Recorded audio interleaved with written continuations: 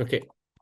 So, hello everyone. My name is Etevaldo Costa, and my presentation today is based in this paper that I have done in collaboration with Carlos Herrero, Eugene Radu, Nicolas Sanchez, and Nuno Santos.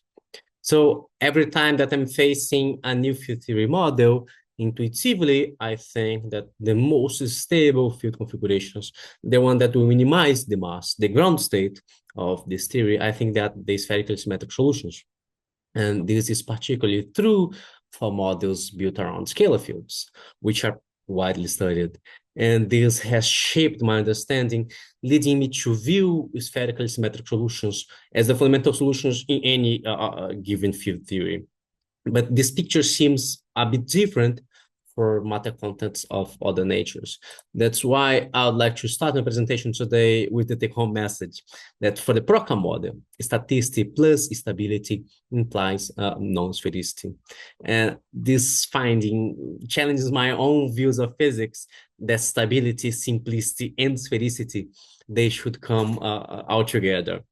And in this work, using morphological, dynamical, and energetic evidence, we have shown that spherical Proca solutions are not the fundamental solutions of the Proca model.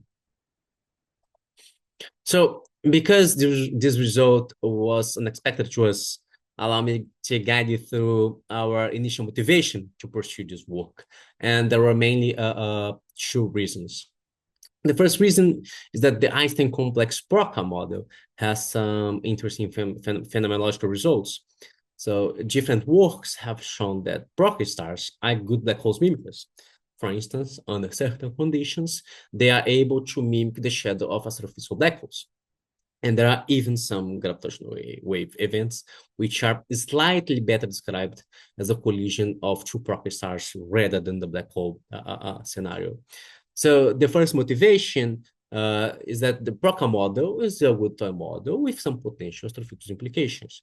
So we would like to better understand its features from a purely academic point of view. The second justification comes from their scalar cousin, the scalar boson stars. So in the absence of gravity, the Klein-Gordon equation admits separability. So we can write a solution of the Klein-Gordon equation in terms of spherical harmonics with different quantum numbers L and M with this amplitude R. And this amplitude in Minkowski spacetime is regular at infinity, but is diverging at the origin. But now, in the presence of gravity effectively regularize those solutions in forming solitonic-like objects, self-gravitating solitonic-like objects. And by playing with this angular dependence, these L and M quantum numbers, it's possible to construct these multipolar field configurations, these multipolar structures. And of course, gravity is nonlinear.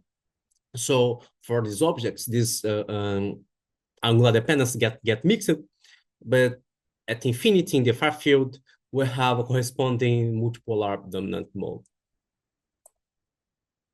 So moving now to Proca stars, our primary desire was to reconstruct these multipolar structures, but now with vector fields. So we want to construct self-gravitating configurations which are regular everywhere within this model, forming multiple structures. Proca stars have previously been constructed for spherical symmetric solutions within these ansatz, and for rotating field configurations using these ansatz here, assuming even parity for the fields.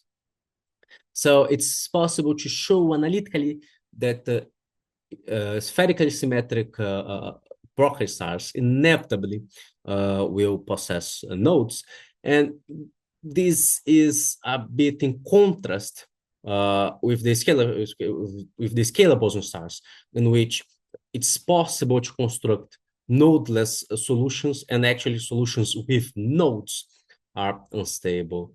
And for rotating Proca solutions, they exist for nodeless field configurations, and they are mainly oblate. With that knowledge, we wanted to construct multiple Proca stars And in Minkowski spacetime, again, Proca equation admits separability.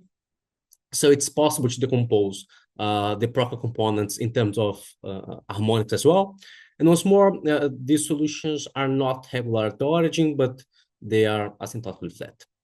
And because of the model complexity, it's possible to construct multiple field configurations with the same L and M quantum number. And here we will deal with the field configurations which we call electric Proca stars.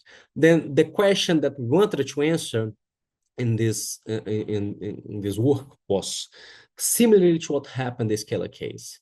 Will gravity be able to regularize those solutions? And to construct these electric Proca stars, we assume the following assets, which will lead to a static axially symmetric field configuration. And in this work, we construct what would be a dipolar field configuration with this L number equal 1, odd parity for the Proca field, and what would be a quadrupolar field configuration with L number equal 2, even parity for the Proca field. And the answer is affirmative. Gravity effectively regularizes the solutions into multipolar subatomic light field configurations. And here I'm displaying the mass best frequency diagram, which is showing some intriguing features. The first thing that comes to my mind is that the solution which is less massive in this diagram are not the spherical solutions. Secondly, with this dipolar ansatz L equal 1, we don't get a field configuration with two centers, but rather a field configuration which is more prolate. Secondly, similarly to with this L equal 2, is not giving rise to a quadrupolar field configuration, but rather solutions with which is more dipolar. Here is a comparison of the domain of existence with the scalar case, in which all of our physical intuition was built upon. Everything is as expected. The least massive solution are the spherical solutions, then we have the dipolar solutions, then the quadrupolar solutions. And here you can see that these dipolar solutions are in great part of the parameter space are even less massive than the spherical solutions. And when we look into this comparison, we had several questions. So, are these prolate stars stable? So, are they the ground state of this theory? If they are not, will they decay to spherical solutions? But how come? Are the spherical solutions are more massive? So, will the spherical solutions decay to prolate stars? But well, shouldn't the spherical solutions be the most stable field configurations?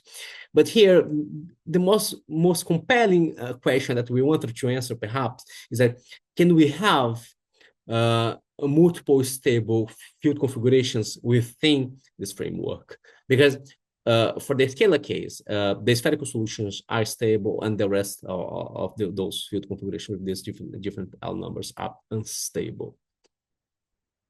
Then we move on to study their stability. And since prolate stars are less massive, they a priori should be the fundamental state of this theory. But not only they are less massive, but they are less massive for a fixed matter charge, improving this argument that the prolate stars are energetically favorable.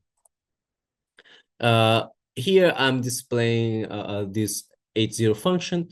Again, these spherical Proca stars inevitably possess nodes, while prolate stars are nodeless.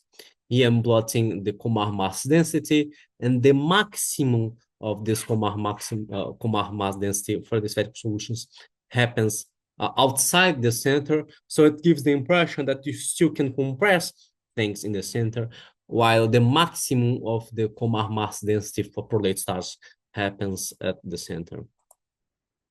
But in the past, it was shown that people have shown that spherical Proca stars are stable against spherical perturbations and spherical evolutions.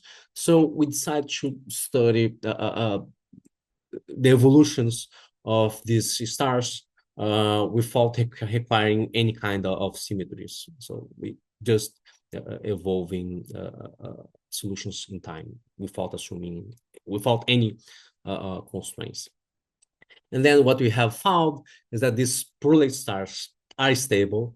The spherical solutions, they do decay to prolate stars, and that the quadrupolar solutions either decay to prolate stars or to black holes. And to conclude, well, we have reported a new family of solutions within the Einstein complex Proca system. But for me, the main message of this work is that the Proca family has a non-spherical ground state within the static sector, which is, well, for me, counterintuitive.